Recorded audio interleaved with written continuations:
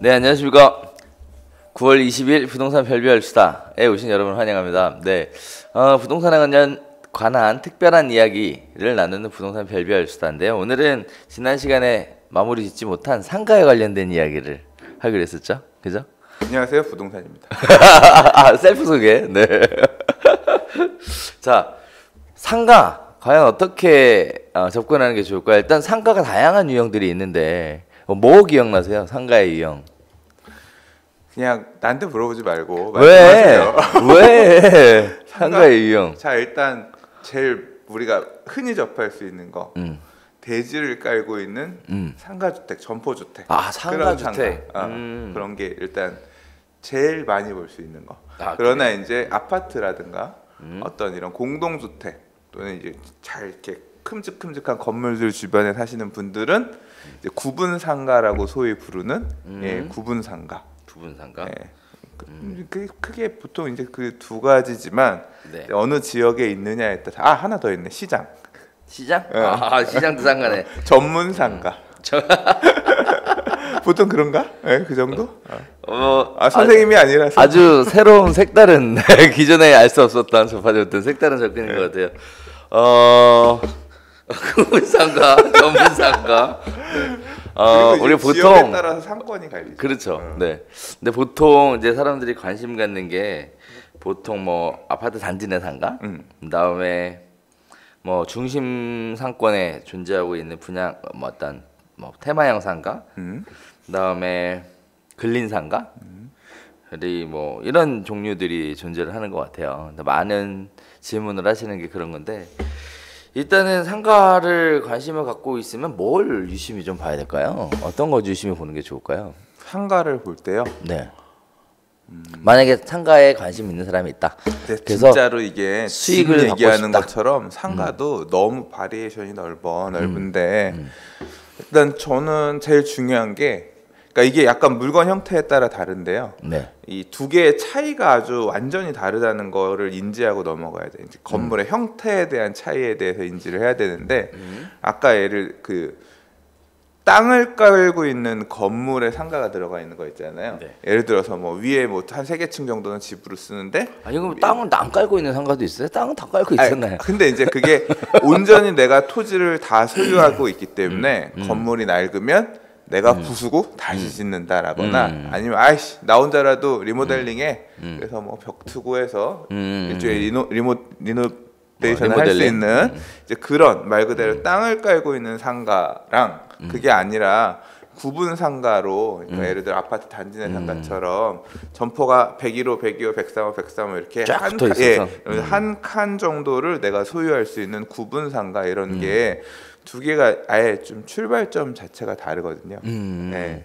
그래서 후자 같은 경우는 철저하게 수익률, 그러니까 말 그대로 그런 구분 상가나 이런 건 상권의 변화에 따라서 얼마나 임대료를 받을 수 있느냐에 따른 미래 가치가 만들어져요. 그러니까 미래 가치가 가격으로 수렴을 하는 거니까 네. 이 구분 상가는 월세를 얼마 받을 수 있는 상가가 될 거냐의 포인트를 맞춰서 생각을 해야 되는 거고 땅을 가지고 있는 상가는 이게 무궁무진해요. 예를 들자면 옆에 땅이랑 같이 묶어서 건물을 올릴 수도 있고 그 지역이 도시환경정비사업구역으로 묶여서 주상복합 아파트 짓는 사업으로 갈 수도 있고 또는 지역이 발전하면서 내가 어떻게 내가 계획을 세우냐에 따라서 통으로 상가 건물 예를 들어 뭐 메디컬 빌딩을 지을 수도 있고 그런 거에 따라서 활용도가 많이 갈리기 때문에 얘는 상가 수익률이 그렇게 높지 않아도 상권의 변화나 입지 위치에 따라서 굉장히 다양한 가짓수들이 나오거든요.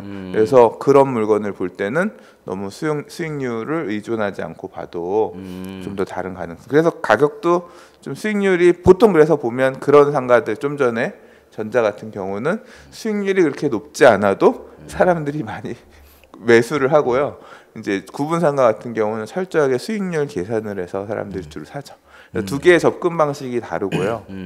그래서 이제 우리가 주로 얘기하는 이 상가는 후자, 그러니까 구분 상가에 대한 얘기가 많잖아요. 분양도 그렇죠, 주로 그렇죠. 이런 쪽이고, 네. 그래서 이런 구분 상가 투자할 때는 되게 중요한 게 수익률을 분석하는 법도 중요하지만 사실은 저는 그거보다 중요한 게 상가 투자하시려는 분이 장사하는 사람들의 생리, 그러니까 어떤 업종이 부담할 수 있는 임대료의 수준, 이 지역에 들어올 수 있는 업종의 한계라든가 그런 부분에 대한 이해가 좀 더 받쳐져야 상가 투자를 좀 덜 실패할 수 있다. 그렇죠, 네, 그렇죠. 그렇게 생각해요. 그래서 이제 그런 부분들에 대해 잘 모르시는 분들, 어렵게 느끼시는 분들, 실패를 경험해 보신 분들, 그래서 이런 분들이 가장 선호하시는 게 그래서 이제 아파트 단지 내 상가 쪽으로 생각도 많이. 아파트 단지 내 상가는 정해져 대표적인 있으니까. 근린 상가고, 그렇죠. 배후 주거지를 기반으로 내가 물건이 필요한데 또는 먹을 걸 사야 되는데 그런 어떤 자기 필요한 것 기준으로 판단하면 되니까. 그렇죠. 제일 네. 만만하죠. 제일 만만하죠. 네. 그래서 이제 그런 쪽으로 가장 많이 물어보시는 것 같아요. 네. 이제 그러다 보니까 그런 형태의 구분 상가들, 아파트 단지 내 상가들, 근린 상가들이 가지고 있는 가장 큰 주요 포인트가 임대 수익이잖아요, 그죠? 네, 그렇죠. 임대 수익률이라는 임대 수익률. 거죠. 그러니까 우리 지금 강 사장님은 얘기해 주실 때 구분 상가는 임대 수익을 목적으로 가는 거고, 그렇죠. 단독 상가는 미래 가치 플러스 라는 걸 알파가 가지고 가는 거다. 플러스 알파가 더 많이 가격 형성의 역할을 한다. 그렇죠. 네. 네. 그러고 보니까 이런 생각이 드네요. 최근에 그 작년 말부터 올해 핫 이슈가 되는 키워드가 하나 있잖아요. 꼬마 빌딩이라고. 꼬마 빌딩. 그렇죠. 꼬마 빌딩이 결국은 그거네요. 단독 상가. 그죠? 빌딩이라는 표현이 좀 그렇긴 한데. 결국 같은 내용이죠. 그죠? 네. 그냥 그거는 제가 볼 때 옛날에 박상원 씨가 연금형 부동산 이런 거 만들듯이 네. 책 쓰신 분이 꼬마 빌딩이라고 그 말을 잘 만든 것 같아. 예. 그래서 키워드를 하나 잘 만들면 대박이 나는군요. 또 그러네요. 자, 그래서 이제 그런 식의 얘기들이 있었어요. 자, 그러면 이제 임대 수익에 관련된 부분인데 수익률 네. 높을수록 좋겠죠. 네. 네, 근데 뭐 한없이 올라갈 수는 없을 것 같고, 일단은 수익률을 어떻게 계산하는 게 맞죠? 혹시 아세요? 수익률이요? 네. 뭐 그건 보는 사람에 따라 다르지 않나. 아, 그래요? 그러니까 취득세나 이런 어떤 거래 비용을 빼고 계산하는 분도 계시고, 맞아요. 예, 예. 그다음에 또 거래 그거 비용이나 있어, 그거. 이런 걸 포함해서 계산하시는 분도 계시고, 그쵸. 그다음에 대출, 그쵸, 보통 이제 대출. 대출이나 보증금 레버리지를 끼고 하시는 계산하느냐, 분도 있고, 이제 빼고 빼고 계산하느냐. 계산하느냐에 따라 수익률은 많이 달리니까요. 맞아요, 예, 예. 맞아요. 그 뭐 사실 사람들이 어떤 수익률 계산은 이렇게 해야 된다라는 정석이 있는 게 아니라 각각의 상황과 여건에 따라서 다양한 수익률 계산법을 사용하죠, 그죠? 말씀해 주신 대로 보통은 월세에다가 뭐 12개월 곱하고 은행 이자를 뺀 거. 그러니까 뭐 쉽게 얘기하면 한 달에 너무 들어오는 경제학이다. 총수익, 그죠? 은행 이자를 뺀 거면 뭐 실질 수익률 이거 얘기하는 그렇죠, 거예요? 실질 수익률 얘기하는 거죠. 대단하다. 그래서 나누기 매매 가격 빼기 보증금과 대출 이렇게 하면 이제 총 투자한 금액. 그러니까 총 투자한 금액 결국은 매월 발생한 실수익 나누기 총 투자한 금액 곱하기 100. 요게 수익률, 실제 수익률이죠. 요렇게들 많이들 따지시더라고요. 그래요? 저는 보통 매매가 그냥 취득세 이런 거래 비용은 다 빼고 내가 예를 들어 10억 주고 샀는데 월세 500만 원 나온다. 그럼 500 곱하기 12 하면 6천이잖아요. 10억에 6천이면 6%잖아요. 그냥 6% 수익률. 이 소위 말하는 그냥 말 그대로 대충 계산해서 나온 수익률. 그런 기준으로 모든 물건들을 비교를 하면 되게 심플하게 수익률이 나오면서 그 안에서 싸냐 비싸냐가 나오니까 이제 그런 기준만 통일하면 어떤 물건이 더 수익률이 높은지 낮은지 나오는 거고. 예, 보통 그리고 이제 대출을 끼면, 그러니까 대출이 들어갈 경우, 대출은 금리와 연관이 있으니까 그렇죠. 예를 들어서 수익률이 요새 대출 금리가 3%대, 상가 같은 경우 3%대 한 중반 나올 거예요. 그렇죠. 그러면 수익률이 6%면 대출이 3.5%면 대출 차입으로 인해서 비용이 낮아지잖아요. 그러면 이제 그런 경우에 대출을 많이 낄수록 수익률은 8% 9% 막 이렇게 올라갈 거고, 올라가니까. 반대로 내가 지금 사는 물건이 수익률이 3%야. 근데 대출이 3.5% 금리면 이거는 수익률이 대출을 많이 받으면 받을수록 2점 몇 프로 이렇게 내려가게 되죠. 예, 이제 그거는 이제 지금 딱 보이는 수익률에 따라서 이제 그렇게 대출이 낀 레버리지 수익률, 이제 보통 그렇게 두 개로 비교를 해서 많이 설명을 하죠. 그렇죠. 네. 이게 참 정직하게 얘기해주는 것 같아요. 네. 네. 보통 수익률이라는 거가 일단은 사실 시장에 매물이 나오게 되면 현재 갖고 있는 컨디션에 따른 수익률이 얼마냐. 보통은 이렇게들 시작을 하시거든요. 근데 지금 보시면 뭐 차 떼고 포 떼고 다 떼고 월세 곱하기 12 나누기 투자 금액 이렇게 해서 기준점을 삼는다라고 얘기를 하셨는데 그거는 뭐 임의적인 거니까. 예. 물론 임의적인 거죠. 네. 기준만 통일하셔서 물건들을 같은 기준으로 이렇게 여러 가지를 비교해 그렇게 얘기하셨는데 좋은 방법이라고 얘기하려고 얘기하려고 감사합니다. 네. 그래서 그렇게 얘기해 주셨습니다. 그래서 여러 가지 상가를 비교를 할 때 기준점을 똑같이 통일시켜 놓고 비교를 하면 훨씬 더 그 비교가 용이하다 이런 말씀해 주셨어요. 좀 굉장히 좋은 얘기인 것 같고요. 사실 상가에 관련돼서 또 수익률도 지역별로도 차이가 많잖아요. 그렇죠. 그렇죠. 네. 뭐 강남권 같은 경우, 그다음에 네, 뭐 그게- 서울 외곽 같은 경우, 지방 같은 경우. 이 얘기를 네. 되게 질문을 제가 많이 들어요. 그럼 제가 손님들한테 이게 이제 그 지방은 상가 수익률이 높은데 지방 상가를 사야 되는 거 아니에요? 물어보시면 그러면 선생님이 돈 들고 강남역 사거리에 가셔서 이 건물 수익률 6% 달라고 하면 만약 선생님이 강남역 사거리에 있는 건물 수익률 6% 나오면 파시겠냐고. 상권이 평생 우리나라가 망하지 않는 한은 안 망하는 상권인데 파시겠냐고.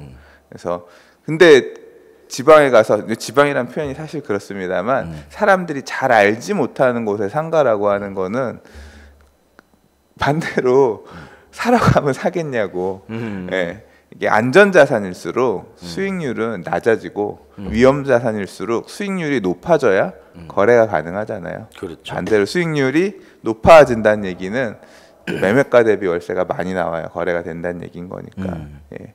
그래서 이 도심지 같은 상권 안에서도 좋은 물건일수록, 그러니까 같은 지역 안에서도 좋은 입지일수록 당연히 수익률은 낮아지고 지금 아마 뭐 수익률 2%도 안 나오는 데도 많을걸요. 예. 근데 반대로 이제 좀 그런 부분들이 불확실한 거는, 그러니까 그런 위치나 입지나 이런 게 약간 애매한 데는 수익률이라도 높아야 매수할 만한 유인이 생기는 거죠. 그렇죠. 예. 그렇게 시장이 형성이 양분돼요. 그렇죠. 성향을 보면.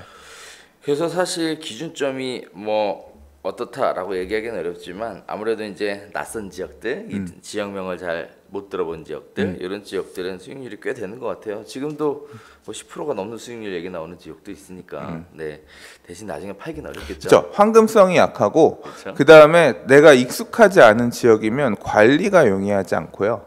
내가 자주 왔다 갔다 하기 힘든 지역이면 관리가 용이하지 않을 수 있고, 그러다가 그 동네 부동산 맡겨놨다가 부동산들 뭐 원룸 이런 거 같은 경우는 월세로 논다고 해놓고 전세 받아서 사기치고 가는 부동산 중개업소들 막 사기 나누는 사례들도 결국 그런 관리 부분에서 나오는 거잖아요. 그렇죠. 이제 관리의 어려움성이 있기도 하고, 그 다음에 상권에 대한 이해가 잘 있지 않으면 공실 리스크도 있어요. 그렇죠. 예, 그래서 이제 그런 부분들이 이제 같이 맞물려 있는 거죠. 그렇죠. 잘 모르는 지역이고, 그리고 지역명이 생소하고 관리하기에 좀 멀리 떨어져 있어서 하기 어려우면 아무래도 여러 가지 추가적인 리스크들이 수익률을 낮추는데 일조를 하게 그렇죠. 될 것 같아요. 수익률은 6%인 줄 알았는데 가보니까 1년에 절반이 벼 있어. 그러면 뭐 수익률 3% 이하 되는 거지 뭐. 그래서 이제 예. 그런 컨설팅하는 사람들은 그런 상가들을 임의대로 세입자 미리 맞춰 놓잖아요. 그래서 통장 근거도 만들어 놓고, 그렇죠. 예, 그래놓고 수익률이 마치 굉장히 높은 것처럼 이렇게 해놨다가 그렇지. 나중에 실제 딱 입주 매수를 하고 등기가 딱 나오는 순간 다 나간다고 이래버리는 경우들도 시장에 종종 발생을 합니다. 그러니까 작업돼 있는, 그렇죠. 작업이 네. 돼 있는 거지. 네. 그러니까 주의해야 돼요. 주의해야 돼. 그래서 말씀드리고 싶은 게 특별하게 너무 좋다라고 판단이 들면 이거 해야 되겠다가 아니라 한 번쯤 좀 생각을 해봐야 될 근데 것 같아요. 사실 이 방송에서 우리가 얘기하는 상가 얘기하는 것을 들을 정도의 분들이면 네. 진짜 초보자 분들일 거거든요. 상가 투자를 안 해보거나 막 처음 하시려고 보는 분들일 거예요. 왜냐하면 상가의 잔뼈가 굵으신 분들, 상가 투자를 많이 해보시거나 한 분들이 왜 이걸 보겠어? 그분들은 이미 부자가 돼 있나요? 우리보다 훨씬 전문가일 거야. 그래서 초보자들 대상으로 얘기를 하면 상가 투자는 하지 않는 게 최고. 모르겠어. 아 뭐야 또 갑자기 포인트가 엉뚱한 데로 가. 저는 여기에 반대하는 거예요. 그러니까 상가 투자는 하지 않는 게 최고가 아니라 정확하게 얘기를 하면 아는 만큼만 투자하면 돼요. 그러니까 내가 이 상권을 안다. 우리 동네인데 우리 아파트 사는 아파트인데 저의 편의점 맨날 손님 있어. 장사 돼. 절대 세입자가 나가지 않아. 나가더라도 저긴 슈퍼하면 바로 되는 자리이기 때문에 뭐 슈퍼가 예를 들어 한 달에 월세 200을 내더라도 무조건 돼. 이게 자신이 있으면 2억 역산하면 2억이면 얼마예요? 수익률 4%하면 5억인가요? 그리고 이제 그러니까 월세 200이면 이런 식으로 역산해서 그 담보 가치가 얼마가 될지가 나오잖아요. 그런 식으로 환원을 해서 적정 가격으로 매수를 하시면 그런 상가는 실패하지 않아요. 근데 코너법까지 지금. 그렇죠. 그러니까 항상 그러니까 제가 아까 상권에 대해서 저기는 마트가 들어갈 수 없는 자리인데 뭐 예를 들어서 저기는 이 동네에서 뭐 그 세탁소가 없는데 근데 세탁소는 또 들어갈 수 있는 임대료의 한계 수준이 있어요. 세대수나 이런 거 비교해서 그러면 월세가 150까지 나온다고 생각하면 저기는 그러면 한 3억 한 7, 8천, 4억까지는 사도 괜찮겠다. 이런 판단하에서 내가 조건에 맞춰지면 사는 거지. 그리고 아까 이제 그런 아파트 상가 같은 경우는 근린 상권이 막 확장되거나 그런 일이 별로 없거든요. 거의 배후 주거 지역에서 만들어지는 상권이 거의 다 가는 거기 때문에 그래서 상가 매매가도 그러니까 수익률 그러니까 금리가 낮아지면 기대 수익률이 높아지니까 반대로 그러니까 기대 수익률도 낮아지니까 매매가가 이제 올라가는 경우도 있더라고요. 근데 아파트 상가들은 그렇게 가격이 막 이렇게 고무줄처럼 움직이지는 않더라고요. 맞아요. 네. 그래서 길린 상가의 특징이 어떤 특별한 개발 호재 같은 거에 특별한 영향을 받는 상가가 아니기 때문에 결국 매매 가격이 수익률을 기준으로 해서 만들어지거든요.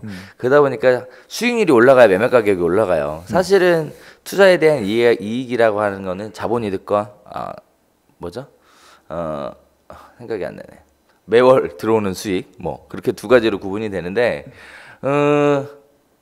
자본이득이 기대를 할 수 없으면 결국 매월 그러니까 자본이득은 양도 차익. 그렇죠, 양도 차익. 그래, 자본이득이라고 하면 모르지. 양도 차익. 내가 5억에 샀는데 8억에 팔았어. 3억의 양도 차익도 기대할 수 있지만 갖고 있는 기간 중에 월세 200 따박따박 나와요. 그러면 그렇죠. 그 200이 이제 매월 기대되는 그렇죠. 그 수익 두 가지를 나뉜다는 매월 말씀이시죠? 발생하는 현금 흐름에 따라서 발생하는 수익. 이 두 가지가 있는데 근린상가 같은 경우에는 가격이 올라가서 발생하는 양도 차익은 크게 발생하지 않을 거고요. 거기에 따라서 월세가 상승해야 가격이 올라가는 또 이런 특징들을 보여주고 있습니다.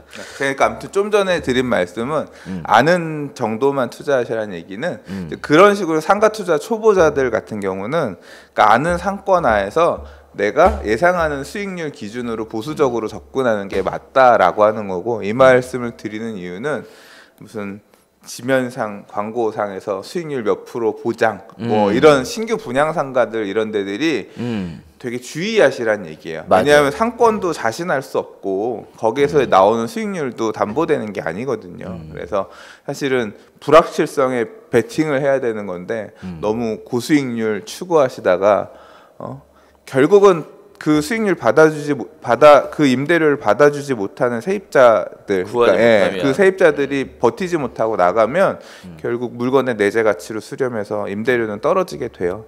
분양하는 신규 상가들 중에 상당수가 그렇게 확정 임대 수익 보장. 초기에는 그렇게 그걸 목적으로 뒤에서 뒷돈으로 수익률 월세 보조해주기도 하고 시행사에서 그렇잖아요. 그래서 뭐 리스크 프리, 6개월 무료로 신규 분양 상가는 진짜 고수들의 영역이기도 하고 그리고 여러분들이 분양 받으시려는 상가가 여러분한테 좋은 위치가 잘 안 가요. 왜냐하면 상가 분양 아예 잘라서 나갈 때 좋은 위치들은 다 선수들끼리 쪼개서 가져가기 때문에 그래서 이제 상가에 관심들은 많은데 접근하기 어려운 것 같아요. 뭐 퇴직금도 나오고 어떤 특별한 사업을 하려니까 노하우가 또 없고 자신도 없고 그러다 보면 생활은 해야 되고 그래서 이자율은 너무 낮고 그러다 보니까 이제 매월 월세가 발생하는 상가에 관심들은 참 많이들 가지고 계시는데 실제적으로 보면 상가를 투자하는 게 그렇게 쉽지 않은 게 사실이에요, 그죠? 어려워요. 네, 굉장히 어려운 게 사실입니다. 그래서 이제 또 상가에 관련된 부분들은 사실 정보를 찾기도 굉장히 어려워요. 그래서 어떻게 보면 주택은 지금 통계가 많이 잡혀 있고 인터넷이라는 걸 통해서 많은 정보들을 취득을 할 수 있거든요. 그런데 상가 같은 경우에는 직접 발품을 파는 방법이 가장 좋은 것 같아요. 지금으로서는 인터넷으로 해결이 안 되더라고요. 상가는 그게. 무조건 현장이죠. 그러니까요. 네. 해결이 안 돼요. 그래서 상가를 편하게 투자하시려고 하시면 안 되고요. 많은 지역들을 돌아보실 것을 권해드리면서 한 마지막으로 하나만 더 이야기하고 넘어가도록 하겠습니다. 일단 세입자가 어떤 세입자가 들어가 있느냐에 따라 이 상가에 투자하기에 괜찮다 안 괜찮다. 뭐 아까 강 소장님이 그 수익환원법에 관련된 부분을 차용해서 좋은 상가를 보는 방법에 대한 것도 이렇게 얘기해 주시고 하셨는데요. 사실 그래요. 뭐 어떤 큰 뭐 프랜차이즈 유명한 프랜차이즈들 장기 계약돼 있는 데들 뭐 이런 데들이 들어가 있고 은행이 들어가 있다든지 무슨 뭐 이런 식의 어떤 확실하게 확실한 임차인들이 들어가 있는 경우에는 그래서 투자하기엔 괜찮은데 사실은 그런 상가를 갖고 있는 분들이 또 그런 세입자가 들어오면 또 매도 가격을 올리는 것도 사실이에요. 그래서 그런 유치하려고 오히려 또 경쟁적으로 유치하려고 하는 부분들도 시장에 존재합니다. 몰에서는 그런 예를 들어 은행이 아니라 그 큰 극장 집어넣고 그런 거 키테넌트라고 하잖아요. 그렇죠, 네, 그렇죠. 그런 식으로 해서 다른 활성화를 하기 위해서 하고 그런 임차인이 모이면 말 그대로 그 소유주는 좀 더 높은 우리 상가 세입자가 스타벅스야. 동네 커피숍하고 스타벅스면 뭐 잘 세를 내겠네요. 보통 이제 스타벅스 이런 거 들어오면 사실 이제 그런 상가도 저는 조금 관여해봤거든요. 그러셨어요? 이제 그런데 들어오면 이제 걔네들은 보통 이제 저 뭐죠? 그러니까 최소 보증금 얼마? 그러니까 그리고 그 매출액의 몇 %, 이런 식으로 해서 월세 내거든요. 이제 그런 상가들도 있지요, 물론. 그런 상가들도 있어요. 네. 최근에 길 건너편에 구하셔가지고 하나 소개시켜드려서 잘 하고 계시거든요. 네. 그래서 그런 데도 있어요. 네. 그래서 어쨌든 어떤 세입자가 들어왔냐에 따라 가치가 상승하기도 하고 하는 부분들이 있습니다. 근데 문제는 이렇게 세입자가 들어와 있으면 근데 나중에 세입자가 손바뀜을 할 때 권리금이라는 게 발생을 하잖아요, 그죠? 네. 권리금이 세 종류가 있습니다. 그래서 보통 영업 권리금, 바닥 권리금, 시설 권리금이라는 세 종류의 권리금을 통상 이야기를 하는데요. 보통 위치가 좋아서 발생하는 뭐 목 좋은 곳에 뭐 코너짜리다. 그러면 기본적으로 바닥 권리금이 있다라고 보고요. 그 다음에 커피숍처럼 무슨 뭐 인테리어 비용으로 막 3억씩 들어갔다. 뭐 이래 버리면 또 시설에 대한 권리금이 또 따로 붙죠. 그래서 시설 권리금 같은 경우에는 커피숍을 하던 사람이 또다시 커피숍으로 인수하게 될 경우에는 사실상 대부분의 시설 권리금을 인정받는 경우가 대부분에 있습니다. 자, 그다음에 마지막으로 영업 권리금이 있죠. 장사가 잘 되던 상가에 뭐 예를 들어 고객 명단이 많다. 그러면 이제 그 고객 명단이 업종이 바뀌지 않는 한 그대로 넘어가겠죠. 그러면 거기에 따라서 기본적인 매출이 발생할 거기 때문에 거기에 따른 영업 권리금이라는 것도 발생을 해요. 그래서 바닥 권리금, 영업 권리금, 시설 권리금 이렇게 세 종류의 권리금이 있다라는 것도 아셔야 되겠는데요. 이 주인이 권리금 받을 수 있나요? 있어요. 그 얘기를 하려고 하는 거거든요. 주인이 권리금을 받을 수 있죠. 있어요. 네, 사실상 주인이 권리금을 받을 수 있다라는 부분들이 암암리에 통용됐던 건데요. 상가 임대차 보호법이 바뀌면서 사실상 주인이 권리금을 받을 수 있는 쪽으로 판례로도 받을 수 있고 받은 부분에 대해서 인정되었던 걸로 알고 있어요. 바뀌기 전에도. 예. 그게 판례가 굉장히 분분해요, 얘기가. 그래요? 얘가 분분해서 뭐라고 얘기가 참 애매한데 어쨌든 그 과거에 어쨌든 간에 현재는 주인이 권리금을 받을 수 있습니다. 대신 주인이 이제 임차인을 못 쫓아내죠. 못 쫓아내요. 그래서 특별한 사정이 있는 한에 관련돼서 이외에는 쫓아낼 수가 없어요. 뭐 제가 당장 기억나는 거는 임차인이 3기 이상의 차임을 연체했거나 또는 리모델링이나 재건축과 같은 그건 원래 못 쫓아내는 거고. 네. 근데 제가 쫓아내는 거지. 그러니까 그런 이 사유가 있으면 보낼 수 있죠. 근데 제가 알기로는 나중에 이제 주인 임대인이 받았으면 나중에 나갈 때 그게 최대 5년 보장이잖아요. 네. 그래서 나눠서 기한으로 나눠 가지고 만약에 중간에 나가게 되면 이미 녹아서 먹은 만큼은 빼고 나머지는 준다 뭐 주라 뭐 이런 판례 있었던 것 같아요. 근데 이게 최소 임대 기간 5년이라는 게 깨졌어요. 최근에 그 대전 고법에서 판결이 나온 게 뭐냐면 5년이라고 임대 기간이 정해놨던 것이 임차인이 권리금을 회수할 수 있는 기간에 상한선이 아니라 하면 안 된다. 그래서 깨졌습니다. 그래서 그 사실상 대법 판례예요? 고법. 고법이니까 봐야지 그러면. 이제 그 대법 가야죠. 에이, 네. 그거는 일단 모르는 가야죠. 얘기고. 그렇죠. 그렇게 따지면 진짜. 근데 아무튼 뭐 그거는 봐야 될 일이에요. 그래서 깨졌어요. 그래서 지금 사실은 상가 측이 아주 비상 상황입니다. 그래서 제가 그냥 개인적으로 보기에는 이런 것도 필요한 것 같아요. 우리 법에서 정해놓은 적정 임대료 상한율이라는 게 정해져 있잖아요. 연 9%. 그렇죠. 네.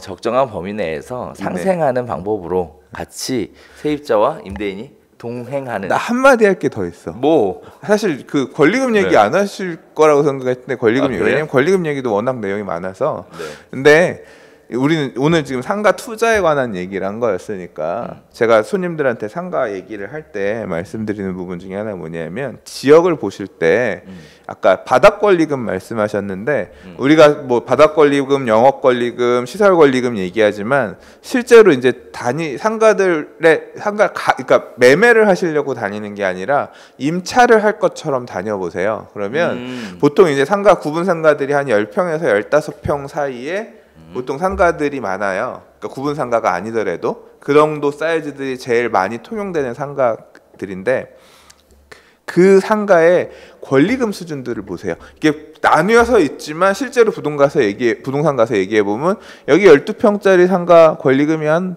기본적으로 5천 정도 돼요. 뭐 이 동네는 보통 기본 권리금 한 2, 3천 정도 있어요라고 얘기하는 게 소위 말해서 그 지역 상권이 머금고 있는 바닥 권리금, 영업 권리금, 시설 권리금이 녹아 있는 금액이거든요. 시설 권리금이란 건 뭐 건물 뭐 노후에서 못 쓴다고 하면 2개 정도가 녹아 있는 권리금이거든요. 근데 그런 바닥 권리금 수준이 어느 정도 좀 높은 지역들 있잖아요. 이런 지역은 무슨 상가라도 새가 들어온다는 얘기야. 그러니까 얘가 나가면 강남역도 그렇지만 강남역은 이런 기본 권리금 수준이 훨씬 높죠. 근데 그렇죠. 이제 아파트 근린 상권 이런 데들도 그런 식으로 기본적으로 상권 형성되어 있는 데들이 있어요. 그런 데는 여기는 기본 권리금 한 3, 4천 정도 됩니다 하잖아요. 거기는 공실될 염려가 거의 없어요. 그리고 지금 주어져 있는 월세 수익률이 계속 유지되거나 조금씩 계속 오르거든요. 그래서 이제 그런 데 상가 투자하시는 게 제일 실패할 확률이 적다. 수익률은 조금 낮을 수 있어도 공실 리스크에서 자유롭고 이게 상가가 세입자 잘못 만나면 되게 머리 아파서 사람을 상대하는 일이기 때문에 세입자 되게 장사하는 사람들이 얼마나 드센데요. 그래서 그래서 네. 이제 그런 말씀을 항상 제가 드리거든요. 그러니까 항상 상가 물건을 내가 사시려고 하면 내가 아는 상권을 가서 사는 게 좋지만 만약에 내가 상권을 잘 모르거나 하는 데 가서 사야 된다고 하면 기본적인 바닥 권리금 수준들을 잘 판단하셔서 공실 리스크에 대비하셔라 이 말씀을 꼭 드리고 싶었어요. 아, 좋습니다.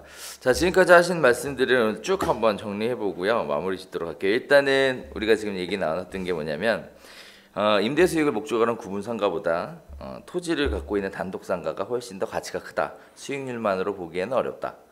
이런 말씀이 있었고요. 그다음 두 번째는 분양 상가들이 그 분양을 위해서 나눠주는 뭐 여러 가지 뭐 확정 임대 수익률이라든지 너무 혹하지 마라. 뭐 이런 거에 혹하지 마라. 그래서 그런 걸 볼 때는 개인적으로 확신이 있을 때만 들어가지 그런 내용을 가지고 믿고 아마 할인율로 얼마 할인해 드릴게요. 뭐 이런 식으로 아마 딜을 하겠지만 너무 혹하지 마세요. 네. 자, 그다음에 세 번째가 상가 수익률을 계산을 해서 상가를 비교할 때는 기준점을 하나 만들어 놓고 해라. 이런 얘기가 있었죠. 그러니까 수익률은 같은 기준은 당연한 그렇죠. 거예요. 예. 자, 그다음에 네 번째는 권리금의 수준을 가지고 상권을 파악해 볼 수 있다. 권리금 바닥 권리금이 녹아 있는 상권은 공실 리스크에서 상대적으로 자유롭다. 임대료는 상대적으로 수익률은 떨어질 수 있어도. 그래서 그렇게 크게 네 가지 종류 정리하면 오늘 얘기는 알차게 진행된 것 같습니다. 기가 막힙니다. 자, 오늘 상가에 관련된 얘기 여기서 마무리 짓고요. 오늘 또 책 소개하실 거 있으시다고. 앞으로 책 소개 안 하면 안 돼요? 해야 돼요. 네. 바빠. 네. 자, 제가 책을 좀 생각해봤는데 다 옛날 책이에요. 주로 옛날의 책을 막 한참 공부하던 시절에 읽어서 책을 소개해드려도 아마 보시기가 힘들 것 같아서 최근에 이제 나온 책 중에서 하나 갖고 와봤어요. 자, 이 책인데요. 제목이 뭐죠? 돈이 없을수록 서울의 아파트를 사라. 네, 사실 이 제목을 되게 잘 썼는데 자극적으로 잘 썼죠. 그래서 아마 이 책 누가 많이 살 것 같으세요? 서울의 아파트 사람 무주택자? 저는 지방 분들이 혹할 것 같아요. 아 서울을 잘 모르니까 모르겠다. 근데 이 책이 그러니까 보면 되게 도발적인 제목이에요. 그래서 저는 이 무슨 부동산 투자 좀 해본 사람이 수기처럼 서울 아파트 사서 돈 벌어요. 앞으로 서울 아파트를 사야 돈 벌어요. 뭐 이제 그런 꼭지로 쓴 책이 아닐까 싶었는데 네. 그런 책이었으면 소개 안 했어요. 무슨 내용이냐면 되게 젊은 투자자예요. 젊은 투자자가 어떻게 하다 보니까 이제 서울의 아파트를 투자를 해서 뭐 아까 얘기한 캐피탈 게인, 자본이들 양도 차익이 좀 발생하고 그러면서 지금 가는 과정인데 네.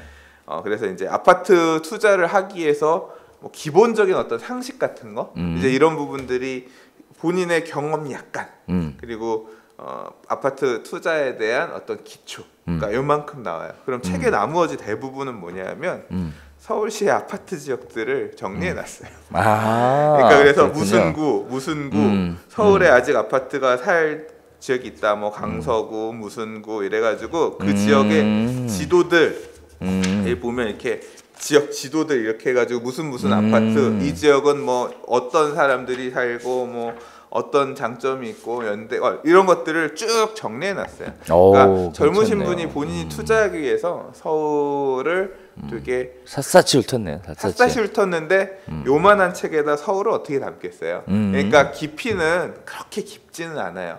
그리고 사실은 이게 하나의 가이드가 돼주면 그 다음은 각자의 몫인 거예요. 가서 자기가 그 지역에 대해서 더 연구하고 사실 이제 뭐 좀 죄송한 얘기지만 제가 잘 아는 지역에 대해서 기술해 놓은 부분을 보면 약간 오류도 있어. 근데 그런 거는 어차피 중요한 게 아니니까. 그래서 이걸 보면 서울의 아파트들이 있는 데를 대충 이렇게 싹 훑을 수 있구나 그런 개념으로 소개해드리고자 하는. 아우 좋은 얘기네요. 그러니까 서울의 아파트는 이러한 관점과 시각으로 보는 게 괜찮다라는 어떤 가이드를 제시해주는. 서울에 이런 아파트가 있다. 네. 이런 지역들이 있다. 정도를 설명해 놓은 책입니다. 그렇군요. 저는 그래서 이런 그러니까 각 지역에 관심 있는 분들은 별로 안 권하고 나는 강남만 관심 있어.